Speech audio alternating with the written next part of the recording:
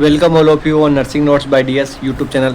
आज हम आने वाले एग्ज़ाम्स में नॉन नर्सिंग का जो पोर्शन आता है जो बहुत ही इम्पोर्टेंट है, आपके सिलेक्शन में एक इम्पोर्टेंट भूमिका निभाने वाला एक सेक्शन नॉन नर्सिंग, उसके इम्पोर्टेंट टॉपिक्स के बारे में डिस्कस करने वाले हैं। कौन कौन से टॉपिक से लगातार क्वेश्चन बनते हैं, बार बार कौन सा टॉपिक रिपीट होता है, तो उसके बारे में हम इस वीडियो में डिस्कस करेंगे।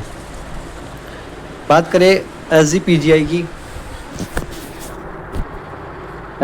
की बात करें हम सबसे पहले एक बार रेशो देखते हैं, कितना रेशो नॉन नर्सिंग और नर्सिंग का आता है। एसजीपीजीआई की बात करें तो एसजीपीजीआई में 60:40 होता है। 40 क्वेश्चन नॉन नर्सिंग के और 60 क्वेश्चन नर्सिंग के आते हैं। बात करें आरआरबी की, आरआरबी में होता है 70:30, 70 क्वेश्चन नर्सिंग और 30 क्वेश्चन नॉन नर्सिंग। बात करें नॉट सेट की तो यहाँ होता है 80-20 का रेशो। जैसा सिलेक्शन के लिए भी होता है वैसे ही यहाँ नर्सिंग नॉन नर्सिंग का भी है, 80 नर्सिंग के 20 नॉन नर्सिंग के। और भी यहाँ बात करें आगे तो जो एसजीपीजीआई में 60 क्वेश्चन आते हैं नॉन नर्सिंग के, उनमें डिवाइड है इंग्लिश 10 नंबर की, जीके 10 नंबर की, और मैथ 10 नंबर की, और रीजनिंग वो भी 10 नंबर की। बात करें जो अपने आरआरबी में होता है उसमें 3 पार्ट में है, जीके 10 नंबर की, साइंस 10 नंबर की, और जो अपने रीजनिंग और मैथ है वो 10 नंबर की आती है। और नॉट सेट की सबको पता है 20 नंबर में ही जीके मैथ रीजनिंग ये सभी मिला के 20 नंबर में आते हैं। तो ये अपना हमने रेशो देखा, यहाँ पे कौन से एग्ज़ाम में कितना नॉन नर्सिंग का पार्ट आता है वो हमने डिस्कस किया। अब हम आगे टॉपिक डिस्कस करने वाले हैं, इंपॉर्टेंट टॉपिक। सबसे पहला टॉपिक है यहाँ पे परसेंटेज। परसेंटेज से हर एग्ज़ाम में, हर नर्सिंग के एग्ज़ाम में लगभग एक क्वेश्चन तो बनता ही है। यहाँ आपसे परसेंटेज के बारे में पूछेंगे। परसेंटेज से कोई सा भी क्वेश्चन बन सकता है, जैसे 52 वाट परसेंटेज ऑफ 100, 52 कितना परसेंटेज है 100 का, ऐसे करके आपसे कोई सा भी क्वेश्चन पूछा जा सकता है। तो सबसे पहला आपको नोट भी कर लेना है, ये टॉपिक इंपॉर्टेंट टॉपिक है। यहाँ से अगर आप इनको कवर करते हो तो आपका लगभग 70 to 80% नॉन नर्सिंग कवर हो जाएगा। इसके बाद में डिस्टेंस एंड टाइम भी इम्पोर्टेंट है। मैं क्वेश्चन लगा देता हूँ जो इम्पोर्टेंट है उनके आगे। परसेंटेज, उसके बाद में distance and time, work and time भी इम्पोर्टेंट है। और जो अपना ट्रेन का क्वेश्चन बनता है वो भी इन दोनों टॉपिक से बनता है। एक ट्रेन की लंबाई ये थी तो कितना टाइम लगेगा, ऐसा क्वेश्चन जो बनता है वो यहाँ से बनता है। इम्पोर्टेंट है, आरआरबी में जरूर यहाँ से क्वेश्चन पूछा जाता है। एचसीएफ, एलसीएम ये भी एसजीपीजीआई में पूछे जाने वाला इम्पोर्टेंट टॉपिक है।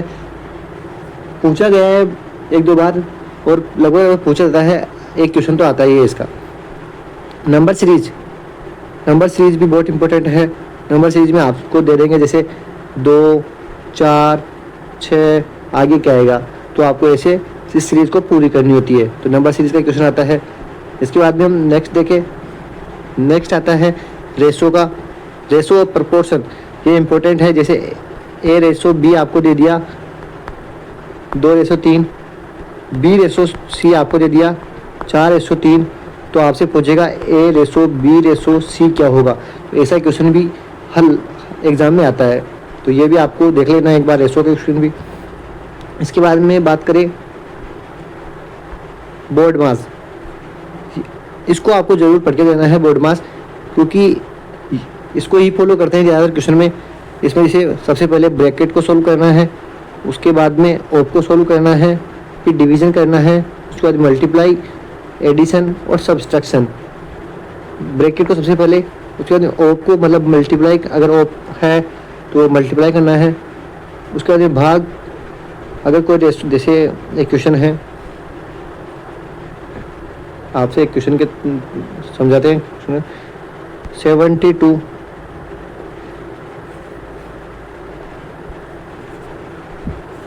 36 भाग 6 प्लस 2 इंटू 3 माइनस का 2, ये क्वेश्चन है। तो हमें सबसे पहले क्या करना है, बोर्ड मास के अनुसार सबसे पहले डिवीजन करना है। तो डिवीजन करेंगे, 36 को 6 से डिवाइड करने पे 6 आता है। उसके बाद भी हमें मल्टीप्लाई करना है, मतलब 2 इंटू 3 करना है। तो ये प्लस 2 इंटू 3 करेंगे तो 6, इसके बाद नेगेटिव का चिन्ह, 6 को 6 से ऐड करेंगे क्योंकि उसके बाद में एडिशन आता है, मल्टीप्लिकेशन के बाद में 12 में से 2 माइनस करेंगे, उसके बाद 10, ये अपना आंसर होगा। तो ऐसे पूरी बोर्ड मास को फॉलो करते हुए आपको सोल्व करने हैं। इसके बाद में आता है इंटरेस्ट। इंटरेस्ट अपने आप में बहुत अच्छा टॉपिक है और SGPGI और RRB स्पेशल दोनों में इसे क्वेश्चन पूछा जाता है। तो आप इंटरेस्ट को, सिंपल इंटरेस्ट और कंपाउंड इंटरेस्ट, दोनों टॉपिक को अच्छे कवर कर ले, दोनों से क्वेश्चन आता है। ये अभी अपन मैथ के टॉपिक डिस्कस करने हैं। नेक्स्ट बात करें कन्वर्जन ऑफ साइन, ये भी इम्पोर्टेंट है SGPGI के तौर पे। SGPGI में यहाँ से क्वेश्चन बनता है conversion of sine. Conversion of sine की बात करें, इसमें ऐसा होगा जैसे आपको कोई भी दे दिया 7 + 2 -5 भाग 10 ऐसे दे दिया, और ऊपर लिखा होगा, नीचे ऑप्शन में आएंगे आपके प्लस एंड माइनस, मतलब आपको प्लस की जगह माइनस करना है, माइनस की जगह प्लस करना है।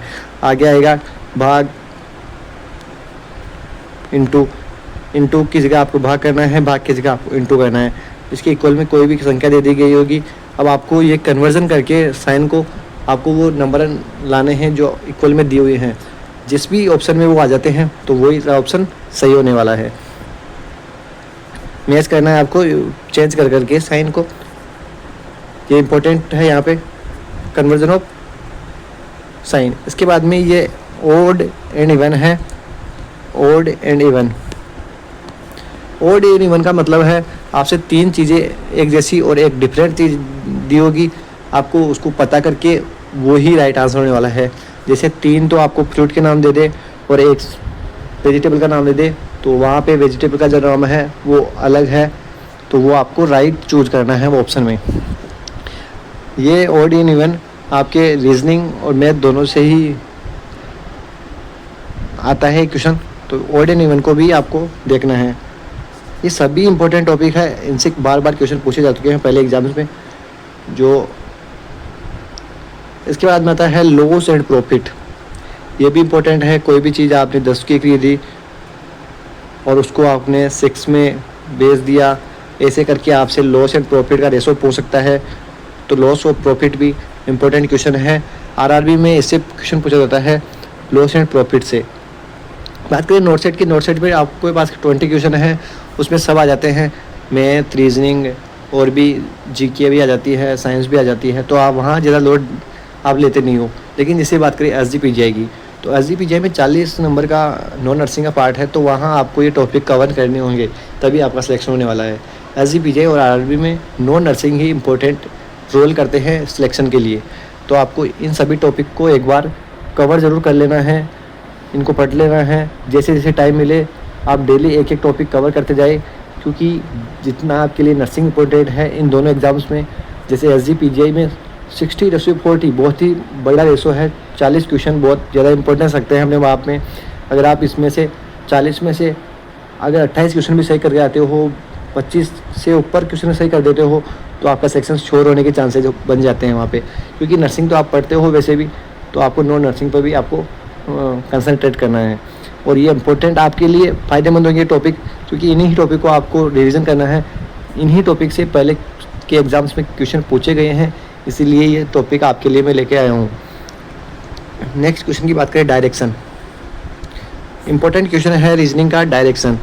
आपको क्वेश्चन दे दिया जाएगा कि एक लड़का है, वो सबसे पहले नॉर्थ में गया, उसके बाद में उसने राइट टर्न लिया। राइट टर्न 10 किलोमीटर चलने के बाद उसने फिर से राइट टर्न लिया, तो वो अब कौन सी डायरेक्शन में है, ऐसे करके आपसे क्वेश्चन पूछा जाता है। इसके अलावा यहाँ से ट्रेन का भी क्वेश्चन बनता है। ट्रेन साउथ से ईस्ट जा रही है और जो एयर है उसका फ्लो ईस्ट टू वेस्ट है या कुछ भी दे देगा ऐसा। तो जब भी दोनों आपस में मतलब जो एयर कन्वर्ट होगी वो कुछ डायरेक्शन में होगी, ऐसे डायरेक्शन से आपसे क्वेश्चन पूछा जाता है। तो डायरेक्शन को भी आप ज़रूर कवर करें। क्लॉक एंड कैलेंडर, समय और जो अपना कैलेंडर होता है वो भी इम्पोर्टेंट है। आपसे ऐसा क्वेश्चन आता है जैसे आज मंगलवार है तो 5 दिन बाद में कौन सा वार होगा या 5 दिन पहले कौन सा वार था, ऐसे करके इस तारीख को कौन सा वार आएगा। तो ये ऐसे करके आपसे क्वेश्चन पूछा जाता है। क्लॉक और कैलेंडर आप भी इसको भी देखना है आपको। ब्लड रिलेशन बहुत ही इंपॉर्टेंट टॉपिक और बहुत इजी टॉपिक। अगर आप इसको पढ़ के जाते हो तो SGPGI, RRB और नॉट सेट तीनों में इसका क्वेश्चन आता है और बहुत ही अच्छा क्वेश्चन आता है। कोई ज़्यादा हार्ड क्वेश्चन नहीं है। अगर आप समझ के करते हो, देख के करते हो तो बहुत ही इजी क्वेश्चन है। आप अपना 1 नंबर सिक्योर कर सकते हो। आपके यहाँ आएगा जैसे AB की वाइफ है, DB का सन है और CD की सिस्टर है। तो C और A में क्या रिलेशन हुआ, ऐसे करके इनडायरेक्ट रूप से आपसे रिलेशन पूछेगा। ब्लड रिलेशन से आप पूछने वाला है। तो इम्पोर्टेंट क्वेश्चन बनता है ब्लड रिलेशन से भी, तो इसको भी आप ज़रूर पढ़ ले। इसके बाद में आता है डायग्राम। नेक्स्ट क्वेश्चन है बनता है डायग्राम से। डायग्राम का मीन्स है आपको क्वेश्चन देंगे, डायग्राम दे देगा कोई भी, जैसे ये डायग्राम है। अब इसमें ये डायग्राम दे दिया आपको एक, ये अंदर से ऐसा हुआ है मान लो। अब आपको ऑप्शन में 4 डायग्राम देगा। जैसे एक डायग्राम ये दे दिया आपको, इसमें इस साइड को भर दिया उसने।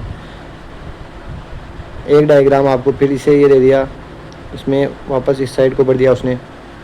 एक डायग्राम ये दे दिया जिसमें इस साइड में भरा हुआ है और एक डायग्राम आपको ये दे देगा जिसमें यूं भरा हुआ है। तो आप इनमें से कौन सा अलग है या कौन सा मैच नहीं कर रहा है, तो ऐसे करके आपसे क्वेश्चन पूछा जाएगा। अब आपको यहाँ देखना है, यहाँ भी अगर ये फिल कर रहा है तो यहाँ पे एक ट्रायंगल के रूप में फिल कर रहा है। यहाँ भी ट्रायंगल, यहाँ भी ट्रायंगल, यहाँ भी ट्रायंगल, लेकिन यहाँ एक सीधी लाइन में फिल कर रहा है तो ये ओड होगा। तो ये इसका राइट आंसर होने वाला है। ऐसा क्वेश्चन आपसे पूछा जाता है डायग्राम का। ये भी बहुत इजी क्वेश्चन होता है अगर आप समझ के करते हो, देख के करते हो तो। कोडिंग डिकोडिंग भी आती है। कोडिंग डिकोडिंग भी इम्पोर्टेंट क्वेश्चन है। जैसे A, C और E लिखा हुआ है। अब अगर हम इसको 1, 3 और 4, 1, 3 और 5 लिख देते हैं तो अब आपसे पूछेगा ऐप जे को हम क्या लिखेंगे। वैसे आपको देखना है, जैसे A 1 पे आता है तो 1 लिख दिया, C 3 पे आता है तो 3 लिख दिया, E 5 पे आता है 5 लिख दिया। वैसे ही ऐप कितने आता है 6 पे, H कितने आता है 8 पे, J कितने आता है, वैसे ही करके आपको इसको पूरा करना है 6, 8, 10। तो इसका ये होने वाला है। ऐसे क्वेश्चन कोडिंग डिकोडिंग का भी आएगा। क्वेश्चन ऐसे भी पूछा जाता है कि A, B, C, हम इसको ऐसे लिखते हैं तो F, G, H को हम कैसे लिखेंगे। तो यहाँ A, B, C इसके जस्ट बाद में तीनों आते हैं तो इसको लिख दिया। तो वैसे ही F, G, H, I, J, K ये इसके साथ आएगा। तो ऐसे आपको मैच करना है बहुत बार। सीधा क्वेश्चन ना देखिए, 2 बीच में या 2 पीछे का शब्द लिख के देते हैं, तो आपको बहुत ही ध्यान से इन क्वेश्चन को करना है। बात करें यहाँ पे जो अपने RRB में साइंस आती है या फिर नॉर्थ साइड में साइंस आती है, तो 10th लेवल की साइंस आती है। आपको 10th लेवल की साइंस पढ़ लेनी है। विटामिन हुए, जैसे पीरियोडिक टेबल हुई, पीरियोडिक टेबल से भी क्वेश्चन पूछते हैं। पीरियोडिक टेबल को अच्छे से याद करना है क्योंकि RRB में एक पीरियोडिक टेबल का क्वेश्चन ज़रूर बनता है। विटामिन का क्वेश्चन भी बनता है। विटामिन, पीरियोडिक टेबल ये सभी आपको याद करने हैं। जैसे रिफ्लेक्टिव एरर्स हुए, ये भी साइंस में पूछे जाते हैं आरआरबी के अंदर। तो ये आपने साइंस का टॉपिक हमने यहाँ पे कवर किया। इसके बाद में देखते हैं प्री पोजीशन। इंग्लिश की बात करें तो प्री पोजीशन आएंगे, स्पेलिंग करेक्शन आएगा। स्पेलिंग करेक्शन में मतलब आपके पास 4 ऑप्शन हैं, उनमें से कौन सा एरर है, कौन सी स्पेलिंग गलत है, वो आपको ढूंढना है। आर्टिकल्स आएंगे, ए एन द एरर आएगा, कौन से मतलब सेंटेंस में एरर है, कौन सा सेंटेंस गलत है, या फिर आपको अंडरलाइन दे देगा कि कहाँ ये यहाँ गलत है, तो इसकी जगह हम क्या लिखें तो ये सही होगा, या फिर कुछ भी लिखने की ज़रूरत नहीं है, यही आर्टिकल सही है। ये सभी आपको पूछा जाएगा। वन वर्ड पूछ सकते हैं, एक आपको पूरी लाइन दी जाएगी, उसमें आपको वन वर्ड पूछा जाएगा कि हम इसको क्या बोलेंगे। जैसे कि कोई भगवान में विश्वास करता है तो हम उसको एक वर्ड में क्या बोल सकते हैं, जो भगवान में विश्वास नहीं करता उसको हम एक वर्ड में क्या बोल सकते हैं। तो ये सभी आपसे वन वर्ड के क्वेश्चन पूछे जाते हैं। बात करें डायरेक्ट इनडायरेक्ट की, तो डायरेक्ट को इनडायरेक्ट में कन्वर्ट करना, इनडायरेक्ट को डायरेक्ट में कन्वर्ट करना, ये इंग्लिश का इंपॉर्टेंट टॉपिक है। यहाँ से नोट सेट में भी पूछा जाता है, आरआरबी में पूछा जाता है, और एसजीपीजीआई में भी ज़रूर पूछा जाता है। एक्टिव एंड पैसिव वॉइस, ये भी इंपॉर्टेंट टॉपिक है, इसको भी आपको ज़रूर देखना है। इसके बाद में आता है अरेंज का भी बहुत सिंपल क्वेश्चन होता है अगर हम देख के करें। जैसे आज आई वाज प्लेइंग ये क्वेश्चन है, तो वाज पहले से दिया जाएगा, फिर आई प्लेइंग, तो इसको करेक्ट करना है। तो आई को सबसे पहले, फिर वाज, फिर प्लेइंग, ऐसे सही आपको जमाना है, सही मैनर में आपको जमाना है इसको। तो इसी को हम अरेंजमेंट कहते हैं। नेक्स्ट बात करें जीके की, तो जीके में सबसे इम्पोर्टेंट जो रोल निभाती है वो करंट जीके, वो चाहे नोट सेट हो, आरआरबी हो या एसजीपीजीआई हो, सभी में करंट जीके बहुत इंपॉर्टेंट रोल निभाती है और करंट जीके से क्वेश्चन पूछा जाता है। बात करें एसजीपीजीआई की, तो एसजीपीजीआई में आपको यूपी की हिस्ट्री याद रखनी है, यूपी के जो वहाँ की विधानसभा है उसके बारे में याद रखना है, यूपी के जो भी मतलब वहाँ की रिवर है उनके बारे में देखना है, वहाँ की हिस्ट्री को आपको पढ़ना है, क्योंकि यूपी के बहुत सारे क्वेश्चन पूछे जाते हैं एसजीपीजीआई के एग्ज़ाम में। और बात करें आरआरबी और अपने नोट सेट की, तो उसमें आपसे हिस्ट्री पूछी जाती है। स्पोर्ट्स के बारे में आपको ज़रूर देख के जाना है, रिवर और अवार्ड्स के बारे में आपको देख के जाना है। तो ये हिस्ट्री के इम्पोर्टेंट टॉपिक है, हिस्ट्री, स्पोर्ट्स, रिवर और अवार्ड, ये जीके के इम्पोर्टेंट टॉपिक हैं। और करंट जीके तो आपको ज़रूर देखे ही जाने हैं। मिशन सिंदूर हुआ, मिशन सिंदूर को आपको अच्छे से पढ़ के जाना है, वो चाहे आरआरबी हो, नोट सेट हो या एसजीपीजीआई हो, यहाँ से एक क्वेश्चन तो ज़रूर आने वाला है मिशन सिंदूर के बारे में। तो ये सभी इम्पोर्टेंट टॉपिक आपके सामने आए हैं आज नॉन नर्सिंग के, और आपको बहुत ही हेल्प करने वाले हैं ये सभी टॉपिक। ज़रूर आपको पढ़ना है इनको, और ये आपको सिलेक्शन में हेल्प करेंगे ज़रूर। आई होप आपको वीडियो अच्छा लगा होगा। वीडियो अच्छा लगा हो तो वीडियो को लाइक करें, चैनल को सब्सक्राइब करें। Thank you.